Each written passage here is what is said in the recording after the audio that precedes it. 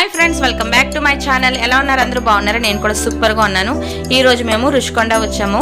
అక్కడ ఏంటంటే రాజుగారి దాబా ఆపోజిట్లో మూల్ బగల్ దోశ కౌంటర్ అయితే ఉందండి. అక్కడైతే మేము దోశ తినడానికి అయితే వచ్చాము. ఇక్కడ ఈ దోశలు ఏంటంటే పైనంతా క్రిస్పీగా లోపల స్పాంజీగా భలే ఉంటుంది, దిబ్బ రొట్టెలా ఉంటుంది. కానీ దోశ టేస్ట్ అయితే మాత్రం ఆసమ్గా ఉంది. చట్నీ కూడా చాలా బాగుంది, గట్టి చట్నీ ఇచ్చారు. మనం రొటీన్గా తినే దోశలకి ఫుల్ ఆపోజిట్ అండి. వైజాగ్లో ఉండే వాళ్ళు అయితే మాత్రం ఒక్కసారి అయితే ట్రై చేయండి, చాలా బాగున్నాయి. రుషికొండ దగ్గర రాజుగారిపాలెం ఆపోజిట్లోనే ఉంది ఇది. ఎగ్జాక్ట్ ఆపోజిట్ ప్లేసే, చాలా బాగుంది టేస్ట్ అయితే. మీరు కూడా ఒకసారి ట్రై చేసి ఎలా ఉందంటే నాకు కామెంట్ సెక్షన్లో కామెంట్ చేయండి.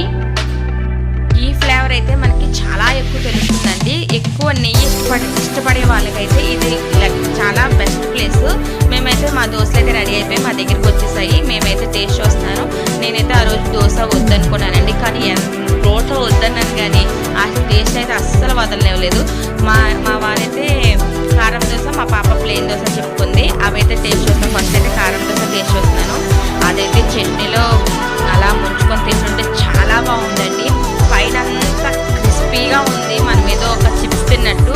లోపల మాత్రం స్పాంజీగా చాలా బాగుంది. నాకైతే దోశ అయితే నేను చాలా ఎంజాయ్ చేశాను. వద్దు అన్నదాన్నే ఫుల్ తింటున్నాను అది.